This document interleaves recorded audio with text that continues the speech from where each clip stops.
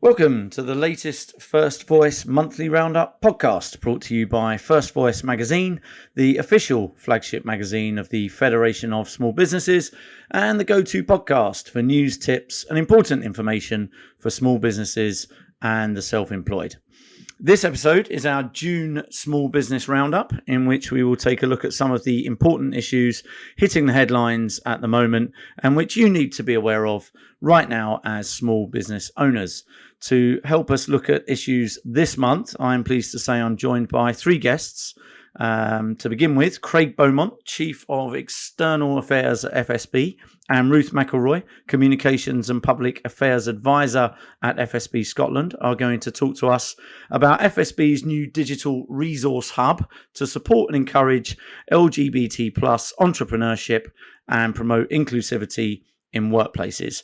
And then after that, Adrian Innes, Chief Revenue Officer of small business financing platform Finpoint, will talk to us about trends we are seeing in terms of small business bank lending and how you can obtain finance if some of the traditional routes are no longer as open to you as they once were. Thank you all for joining.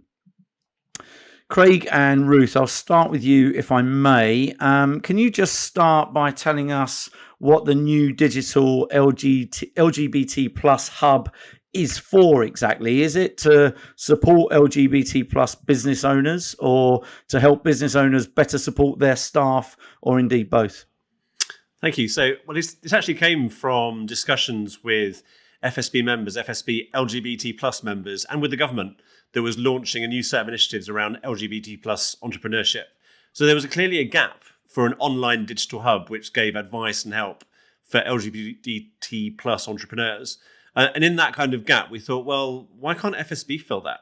We see large corporates doing a Pride Month, which is round about now, doing a rainbow wash of their logo.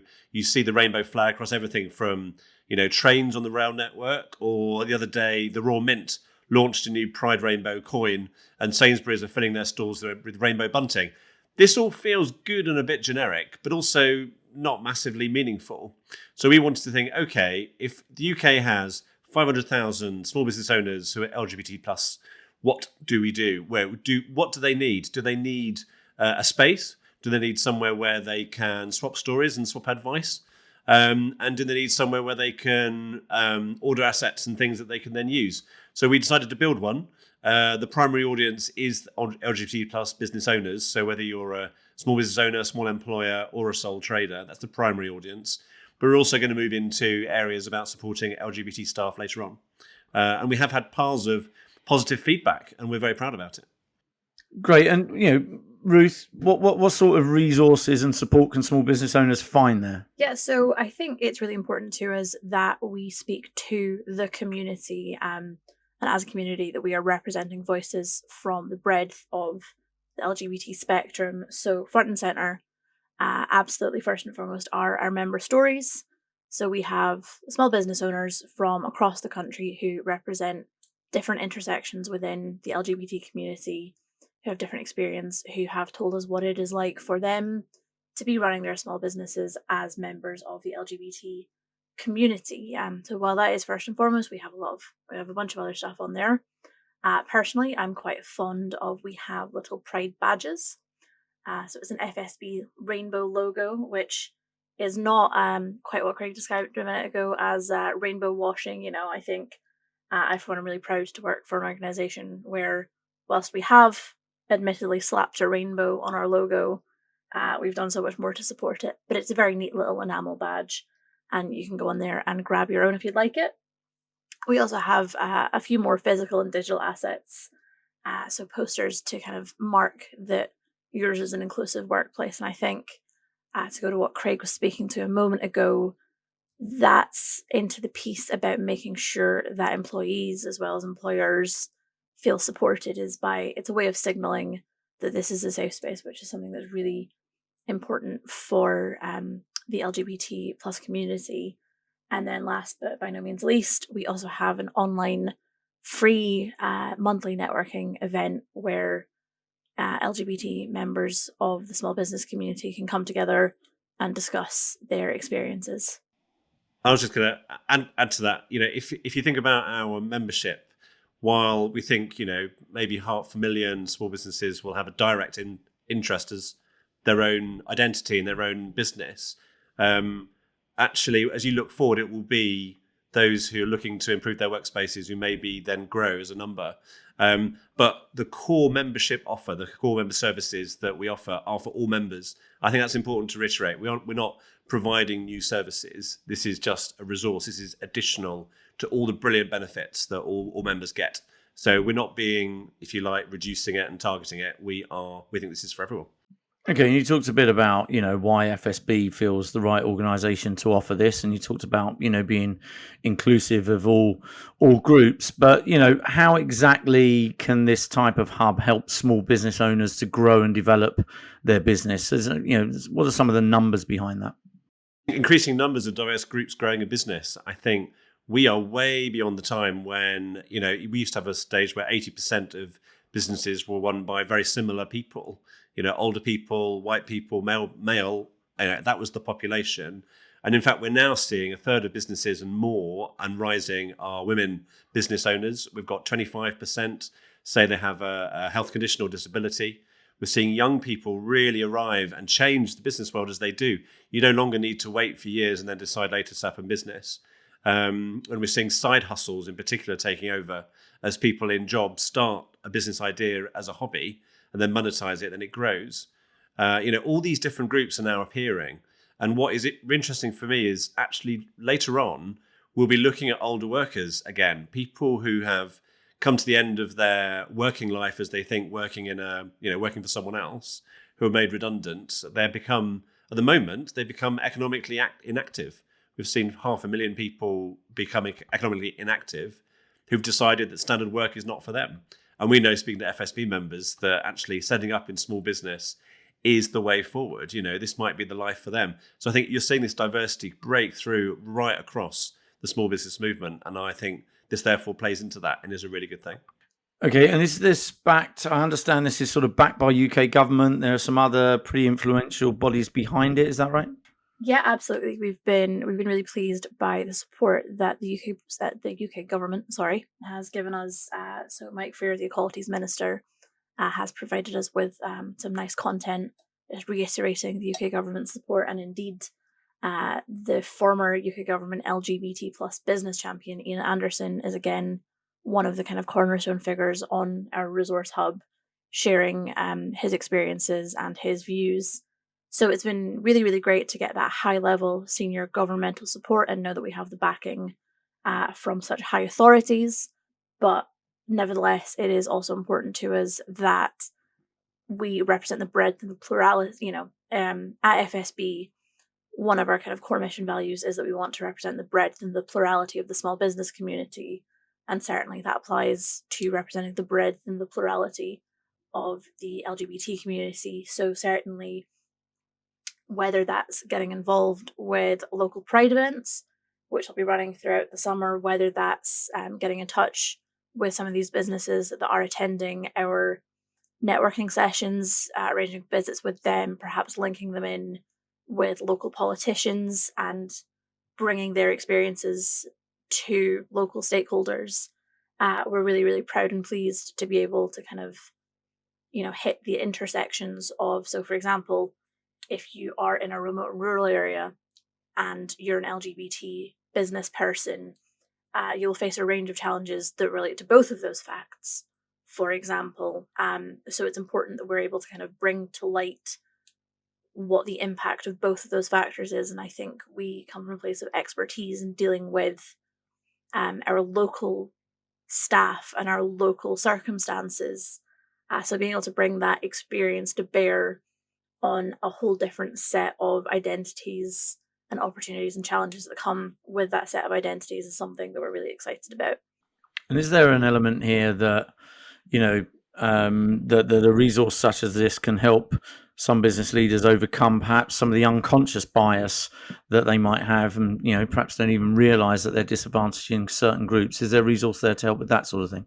There is, but I do worry that some of these words can scare people off, like unconscious bias. If you start words that challenge people, then you often get people's backs up. When what you want to do, people don't want to be preached to. We know this from our members. They do want to do the right thing. So if you like, we're playing into that idea where, and obviously LGBT plus small business owners are the primary audience, and they want to share each other's experiences, connect, and that's really what FSB's bread and butter is. It's what we do. It's literally what we do, connecting small businesses with other small businesses. But the secondary market is going to be actually interesting as we develop it. So as small employers want to make sure they're looking after their LGBT plus workforces, so people in the workforce who are lesbian, gay, bisexual, trans, or any of the other areas within the plus, a lot of people reach out for information and they don't know where to go. So they often go to the government.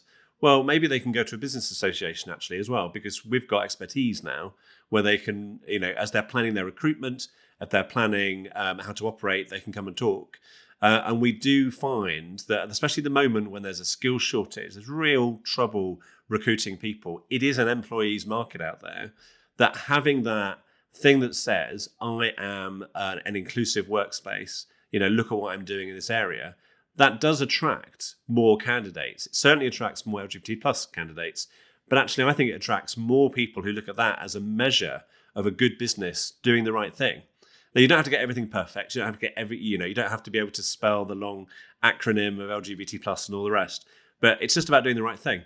And the number of people who've come forward that said, we haven't thought about this before, and this is cool, is really, really positive. And FSB itself set up an ally scheme. So my straight colleague set up an ally scheme, which led to the PIN badge, which we're now rolling out to members. And you just look at that as a project and go, you know what? That came from a group of people trying to do the right thing. And it makes me proud as an employee of FSB to see that happening. Okay, and if people want to go to the business organisation for that resource and that information, where exactly do they go, Ruth?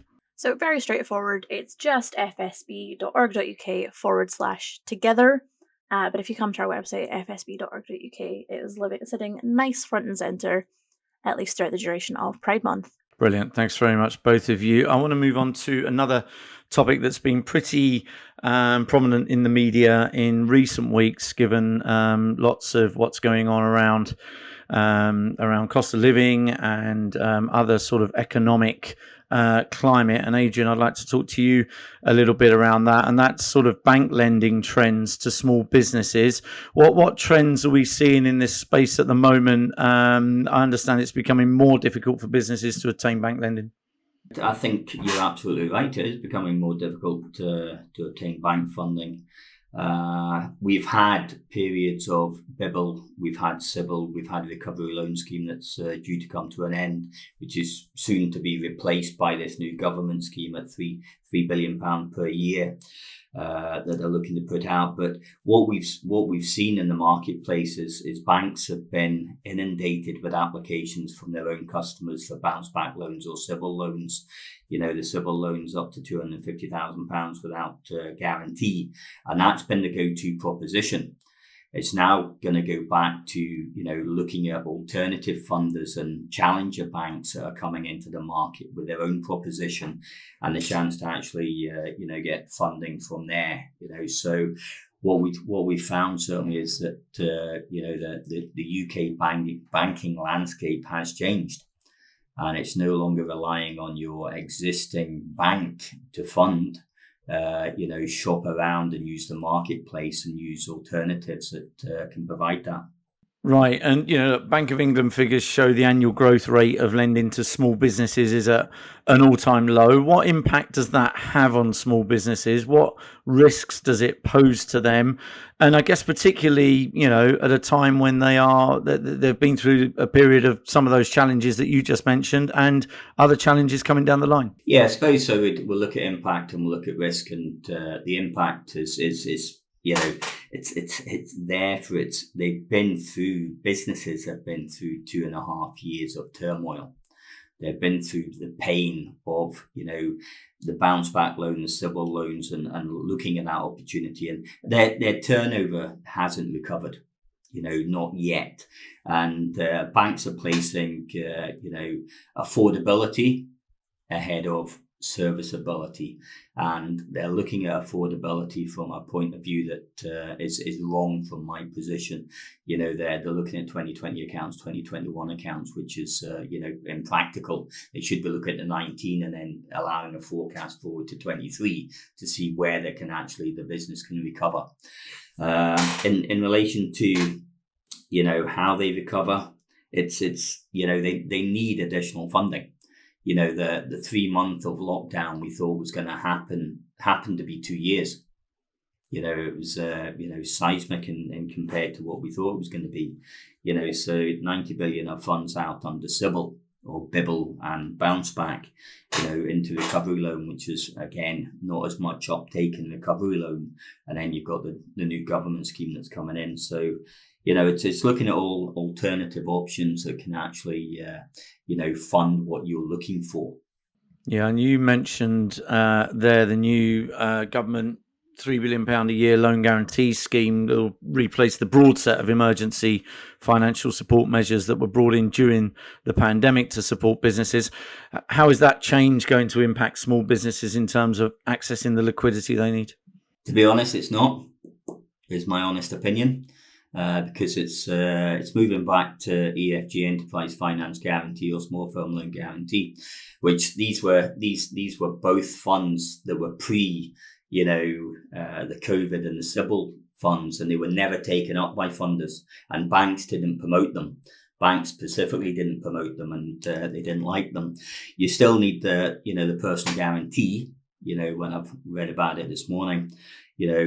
So I don't see 3 million or 3 billion actually making an indent into what we actually need in the marketplaces now, which is solid support for businesses under a recovery scheme to continue. And what else would you like to see from government to sort of stimulate lending to small businesses? It's difficult. I'd probably like to see UK Business Finance and British Business Bank come into the pot. And put a lot more sort of pressure on, funders, effectively the high street funders, to actually make, a difference in relation to funding. We're finding that the high street banks are lending to their own customers to a certain degree, or they're restructuring to their own customers to a certain degree. And that's where they're getting the figures from when they publish figures about lending, and it's a case of restructuring. But it's about, looking at the 19 financials and then projecting to 23. Lots of alternative routes for businesses to take in terms of sort of accessing finance and funding and liquidity. So we've done podcasts on that previously, looking at that in great detail. Your organisation provides a platform to access some of that. Can you just give us a quick overview of a couple of the options that small businesses might be more likely to take as alternative routes to accessing finance? Yeah, so I suppose that, if you're using the funding platform, you've got 136 different funders on panel. You've got over 200 products. So if you look at invoice finance, asset finance, recovery loan scheme, but, overdraft facilities, term loans, commercial, unsecured, bridging, whatever. So there's various routes to sort of secure funding, and it's making sure that you get the right funding for the right purpose. We're finding a lot of challenger banks, Starling, for example, have come into the market. They started off with, a recovery loan scheme. They will expand that and grow into that market there as well. And these are all opportunities for shopping around, finding the right business, the right funder, the right platform that will actually help you. Fantastic. Listen, Ruth, Craig, Adrian, thank you so much for taking us through those key small business announcements and stories that are in the headlines right now as part of our monthly Small Business Roundup podcast series. That was really helpful. Thank you also to our audience for listening to this episode. While I have your attention, I would just like to remind you that you can subscribe to the First Voice podcast to receive regular updates and guidance on the big issues affecting small businesses. And do please also remember that you can find a whole host of additional webinars, podcasts, and other content on the First Voice website at firstvoice.fsb.org.uk. Many thanks.